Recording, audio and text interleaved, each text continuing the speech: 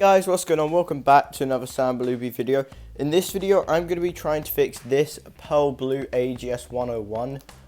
So this has got a burnt screen on it. Hopefully you can see the burn there. But this is the second pearl blue 101 I'm fixing, because the first one I done a few weeks ago. I got them both in the same listing. I think I paid 80 or 90 pound for two of them, so it was either 40 or 45 pound each, which is a really good price for AGS 101s, especially in England, because in England an AGS 101s, depending on what shell it's got and what condition it's in, can sell from anywhere to like 120 to 150 pound. But this one has got a burnt screen. So if I undo this and put a battery in, the date that this video is going to be coming out will be Christmas Eve. So happy Christmas to everybody. I'm not recording this on Christmas Eve. It is currently Monday the 19th of December. So yeah, but if I turn this on, it doesn't look that bad when it's not on, but when you turn it on, it looks really bad. Yeah, the colors look a lot darker in person, I have to say. There's like a massive bead that goes around like a big circle, and it's really brown in real life. But on camera, it doesn't seem too bad. The brightness does work, and as far as I know, everything else on this console works. Yeah, the sound works fine. It's just the screen is quite badly burnt. So somebody has definitely been inside this before me, because one, the battery's missing. Two, there's some weird sort of warranty looking sticker on the bottom, and it's got a hole straight through it. And then the most obvious thing, 4 out of the 6 screws are missing. The only 2 screws are here. It's the one in the battery cover and the one on the cartridge slot. So if I undo these two quickly, we will see what state the motherboard is in. So we can just lift this up, and that actually looks really good. That almost looks too good. Okay, let's undo the 3 crosshead screws. Actually, the motherboard looks perfect. There's literally no damage on it whatsoever. I definitely do not think this is the original motherboard.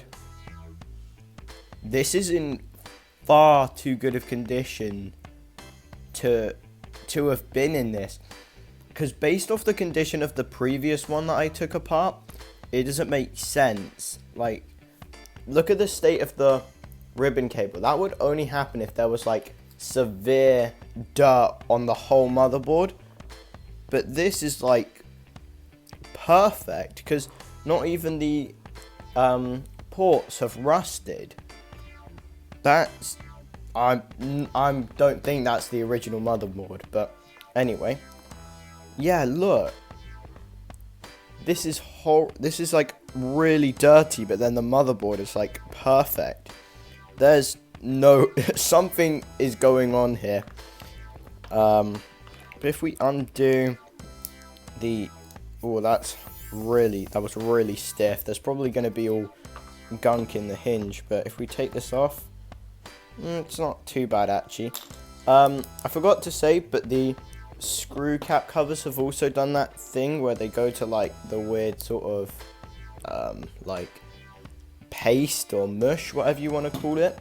I also forgot to say, I am going to be putting this in a Mario shell. I can't show you the other side because there's all buttons and whatnot in it. Actually, I probably could if I just went like that, but this is what it looks like. To be honest with you, I actually took a working motherboard out of that.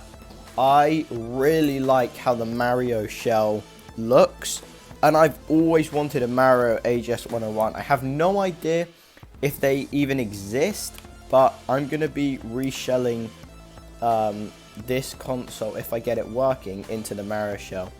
And also the screw caps on this are not going to come out easily. If I can see what screw type it is. Okay, it's just a crosshead. I'm just going to puncture through the rubber instead of trying to pull them all out, because it's just literally going to be a waste of time. It's going to take far too long, and I will literally just be better off doing this, because there's no way I was going to be able to reuse these screw caps. But let me get all of these undone, and I'll get the screen out, and then I'll come back. Lift this bit off. Oh, it's weird. The AGS 101 screen, I thought it was just a weird smell last time, but there's a smell that sort of like comes off of the burnt glue of an AGS 101 screen. It smells really weird, but this is also really dirty, and as you will probably see, it's actually not too bad. I was expecting all the metal to be rusted, but it isn't. Okay, so I definitely think I'm gonna have to replace both films, which is going to be a nightmare again. But let's just start. What I'm going to do is I'm going to undo all the metal shielding off of this. Then I will start by replacing the front polarizer and test it, see if it works. If it does, then I'll take the back apart and do that, because you could technically do them both at the same time. However, it will be really difficult to, because if you're trying to match a polarizer to another polarizer, you're going to get slightly wrong colors. But if you're trying to match a polarizer to one that's already sort of the right orientation, it will work out better. But let me get all this undone, and then I will just start repairing it.